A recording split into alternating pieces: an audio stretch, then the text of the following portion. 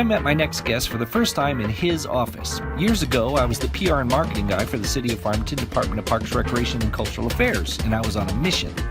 I needed to raise money for a new animal shelter, and I thought Merrion Oil and Gas would be a great place to stop and ask. I was told that T. Greg, the owner, was a really nice guy. I pulled up to a beautiful building, entered a beautiful lobby, and asked to see Mr. Merrion. I was a little nervous. I was ushered to his office. I knocked on his open door and stepped in. T. Greg looked across his office at me, immediately smiled the biggest smile, jumped out of his chair, and literally bounded across his office to shake my hand. It was the most enthusiastic greeting I've ever received, and he didn't even know me. T. Greg Merrion is one of the nicest and most generous people I've ever met. I've been back to his office many times. I've chatted with him at events around town. I've listened to him talk to groups, and every single time, he's just as nice. Today, I'm going to tax his busy schedule more than I ever have to talk about a brilliant program he and his foundation implemented in Farmington, and ask him what's going on with the oil and gas industry. Want to see how it goes? Come along for the ride in Ken's Think Tank. Ken's Think Tank is made possible by the following sponsors. 505 Motorsports in Farmington is awesome. They sell vehicles of all makes and models, as well as four-wheelers, motorcycles, boats, RVs, and more. They even offer in-house financing and co-signment. If you want your vehicle to shine like a diamond inside and out, it doesn't get any better than Blue Diamond Auto Spa. From a quick and easy wash and go to a full detail, they're the best in Farmington. Give your vehicle a day at the spa. So we just picked you up from your very own building. That's right. Merrion Oil and Gas. Yeah. It's a pretty building. Thank you. Yeah, we, my dad started the Merrion Oil and Gas back in 1960. And that was when he risked everything to drill the first well. And fortunately, that first well worked out. And he spent his entire career leasing office space.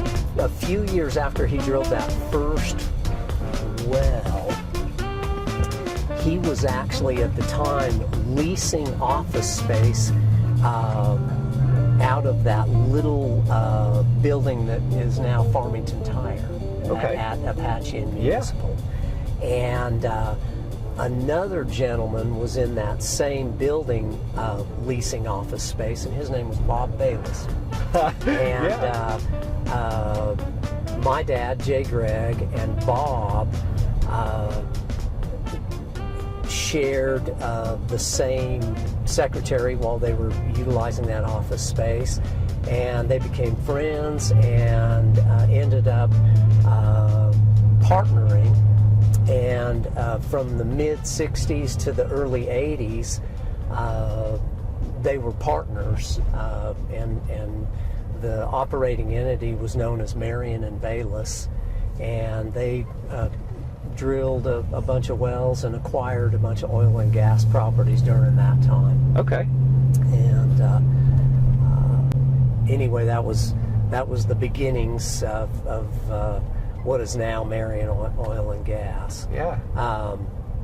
And you took over in 92? I took over in 1992, right. My dad turned the reins over to me, so I've been running the company since then. So, but now we're officially a second generation company, and we're going on third generation. My son Ryan graduated from Colorado School of Mines in 2010 with a petroleum engineering degree, and he worked for about 3 or 4 years up in North Dakota for a company called Sand Gel, and he was doing very large Bakken is the formation that's being developed up there. Bakken frac jobs is what he was doing, and anyway, he came to work for Merrion Oil and Gas several years ago, and now we're in the transition stage, and he's working in different departments there at Merrion Oil and Gas, and getting ready to so this kind of seems like remake, not sequel. It seems kind of like remake of the same story, doesn't it? Yeah, it's there are some similarities, but some differences as well. Sure. You know, the oil and gas business is very, very different today than it was when I started. Oh yeah. The technology has come a long, long ways. Historically, we were drilling, you know, fairly inexpensive, shallow, vertical wells. Right. And today, most of the wells that are being drilled are horizontal wells with multi-stage frac jobs applied to them. Historically, we were drilling conventional sandstone and limestone reservoirs. Today, we're developing shales. Shale, right. And so it's a different ballgame. It's a much, much more expensive, capital-intensive ballgame that we're in Right. now. And A bunch of ups and downs in there too. We'll get to some of that. Okay. But even, I mean, through all of the ups and downs that you and other companies like yourself have been going through, just in the industry, you know, in the economy, you guys, Merrion Oil and Gas is an amazing, an amazing neighbor in Farmington. Amazing, not neighbor. I mean, you hear so, but you guys are so generous with your time and funding and things like that for organizations and things that kind of need a little help and all that. Is that kind of part of your mission? And it absolutely is part of our mission. We love giving back to the community, and we're fortunate enough to be able to give back to the community, both in the time that we spend participating in local organizations and local efforts. But yeah, we love having the opportunity to give back to the community, and it makes life fun. I mean, I approached you several times with things I was doing with Parks and Recreation, the animal shelter, and things of that nature. But you guys, what is it called? Is it FACE? We started the FACE program. Yeah. That stands for financial aid and college entrance. Okay. And a friend of mine that I went to college with started a similar program up in Denver, Colorado. And I was amazed when we talked to him about it. He was making a big splash up there in the Denver area with his efforts. Yeah. And we'll order coffee and I'll tell you about it. Okay.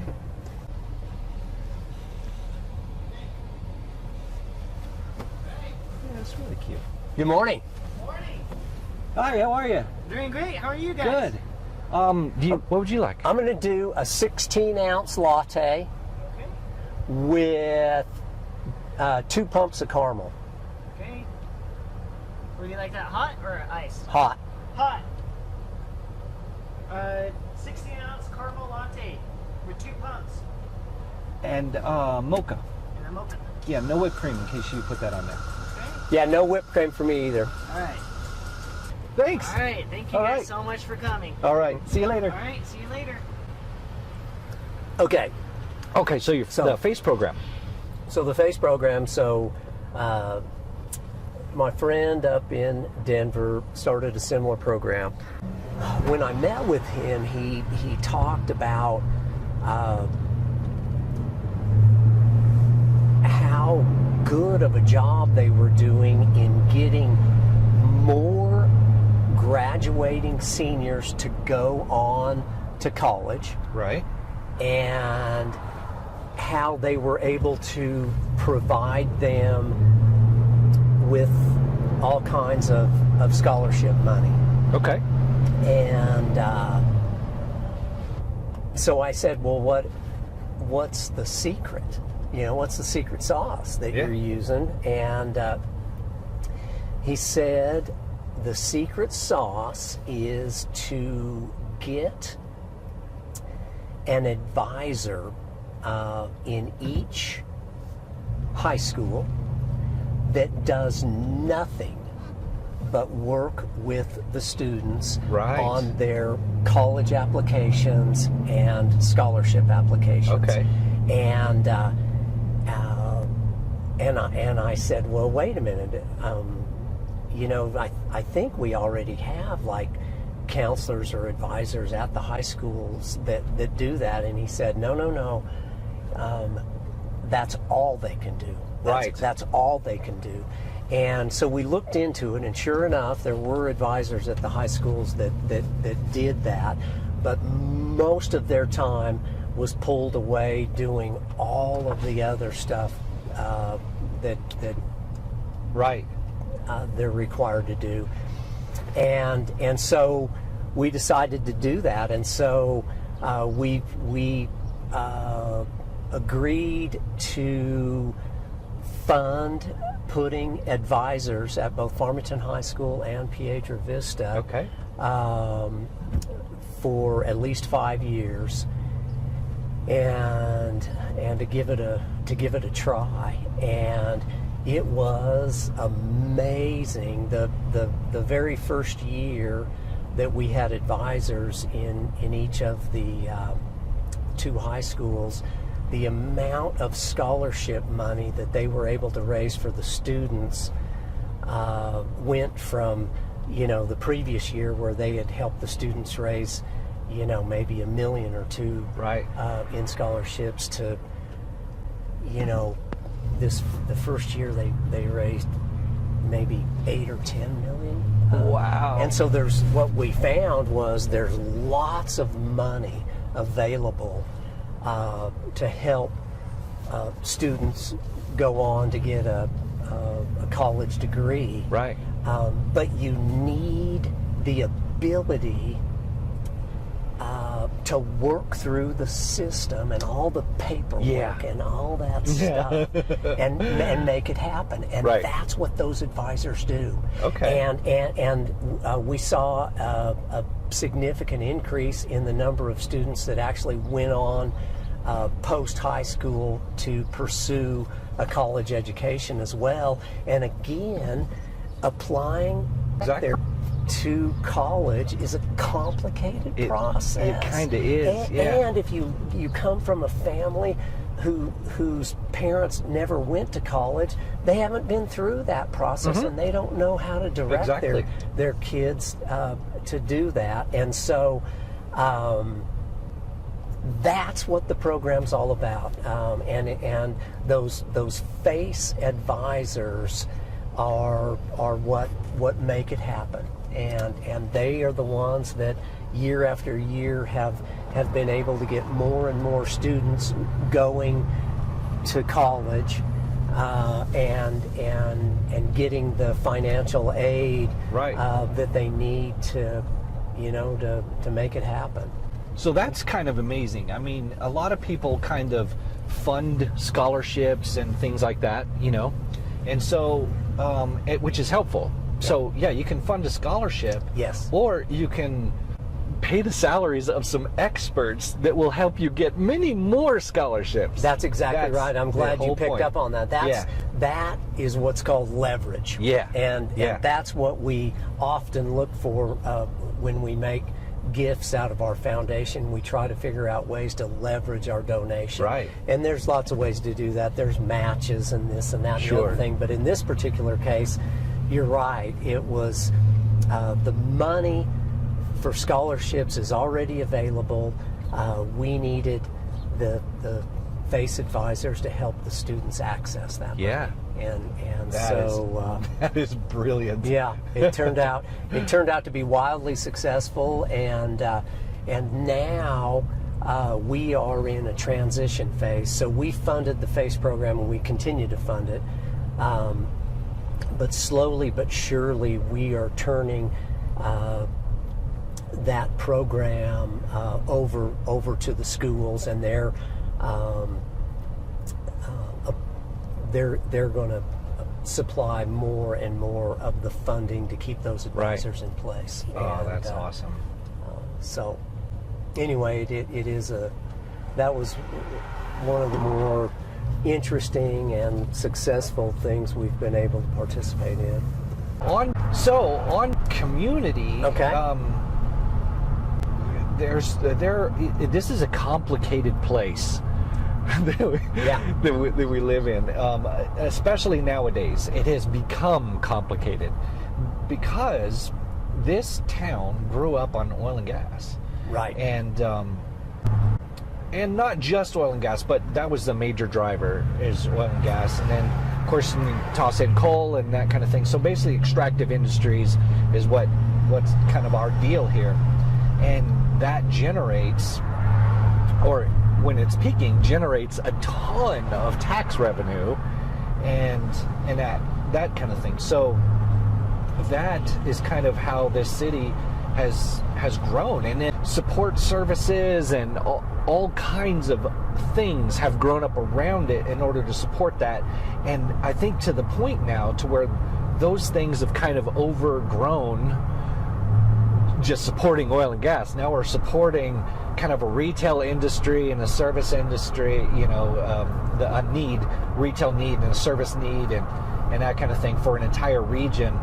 And we've had these ups and downs with oil and gas, and during the downs, we're not getting the tax revenue that we need because the retail industry and the service industry do not generate the same kind of tax revenue as the oil and gas industry does. So that's kind of the complicated strangeness of this, that there are a ton of people around and working and shopping, but we're hurting for tax dollars. Right. It's a weird thing. Right. And that's one of the things that's near and dear to my heart. And when I list my hobbies, one of my hobbies is economic development. Yeah. And I know you visited with Tom Taylor about that, but so with that, I mean, what's kind of been going on with oil and gas, with the energy industry, locally and nationally? That's actually very interesting as well. Locally, what's going on is we've completely shuffled the deck as far as the employers that we have here in Farmington. And so Hillcorp came in and they bought out ConocoPhillips and they bought out XTO. Right. And they now operate about half of the wells in the San Juan Basin. We have about 23,000 wells in the San Juan Basin. Hillcorp operates about half of them, and they produce about half the natural gas that comes out of the San Juan Basin. We produce about 1 trillion cubic feet a year out of the San Juan Basin, and so Hillcorp's the big player now. Right. Enduring bought out Chevron and WPX's oil assets, and so they're a big player. Okay. Lagos, which is J. Paul McWilliams, they bought out WPX's gas assets, and they bought out Energen, and so they're now a big player. Right. There's a company called DJ Resources that's come into the San Juan Basin, and so the players that are now located here and doing business in the San Juan Basin are very, very different than they were just a few short years ago. Yeah, we all got used to the same names, you know, and now it's all new names and a whole other environment. So and so you'll see right now we have 6 drilling rigs running. That's about as many as we've had this entire year. Okay. And a lot of the drilling that we're doing now is horizontal drilling Right. in the Mancus Formation. And right now... And that's where the shale is. That's the shale. The Mancus is a shale. It contains both oil and gas. Okay. Oil is in the shallower southern part of the basin. The gas is in the deeper, more central part of the basin. Okay. And because natural gas prices are fairly low right now, they're in July they were $2.13 per MMBTU, so they're pretty low, and that means natural gas drilling projects are not all that attractive economically right now. But oil projects are. Oil, you know, So the price of oil has gone up. The price of oil in July that San Juan Basin producers are receiving is around $60 a barrel, and that's a decent price. And we're seeing a number of horizontal oil wells being drilled by Lagos, Encana, Enduring, and others. Okay. And I think you'll continue to see that for the remainder of the year. And so the Mancus is the big prize right now from a shale standpoint, and as long as oil prices remain decent, you're going to continue to see horizontal drilling in the oil leg of the Mancus Formation. If natural gas prices increase, you'll see considerable activity in the deeper natural gas portion of the Mancus. Okay. And nationally, that's what's going on as well. I mean, this is a smaller picture of what's going on nationally. Horizontal drilling in the shales. Oil is, the oil projects are the most economic right now. One of the hottest places on the planet right now is the Permian Basin, which is in southeast New Mexico and West Texas. Lots and lots of drilling rigs running down there, lots and lots of activity going on down there. So there are lots of elements to this puzzle. You know, we talk about it here locally, but when you start looking at the factors, you know, we've got Mexico as a player, we've got China as a player, just in our conversation. But there are many more other players and factors in this thing that just make it kind of impossible to really predict, you know, with any degree of certainty what is going to happen or you know. Well, I'm not an oil and gas price prognosticator, but our energy lender is, and they've advised us that at least for the foreseeable future, you know, they don't see natural gas prices going crazy. And so we're prepared and to, you know, learn to operate our business at prices around their current level. The oil and gas industry has done an amazing job at reducing the cost of drilling these horizontal wells. And the first horizontal well that was drilled in the San Juan Basin was drilled by WPX in what was called the Rosa unit. And it was the first well, and there was a lot of testing that was being done, and because it was the first well, there was still a lot of learning that was being done. But I believe it took 48 days to drill that first horizontal well into the Mancus. More recently, horizontal wells in the Mancus are only taking maybe 6 days. That's how much better operators have gotten at the game. It is mind blowing, and obviously that translates into, you know, a much reduced cost. Looks like we're getting home. We are. All right. I know, we buzzed through an hour, man. I loved it. It was thoroughly enjoying, and I loved the coffee. And what a fun way to do an interview. Right? Well, it's fun to just drive around and drink coffee and visit. It feels more like you're visiting than it is being interviewed. Yeah, sitting in the studio. And Yeah, this place is my studio. I love it. Yeah. All right. So, man, always good to see you. I haven't seen you in so long. I know. It's Well, great. It's like I said, when I saw your card on my desk, I thought I didn't know why you'd come by. Yeah. And so I was excited when Connie told me he drives around. Yeah.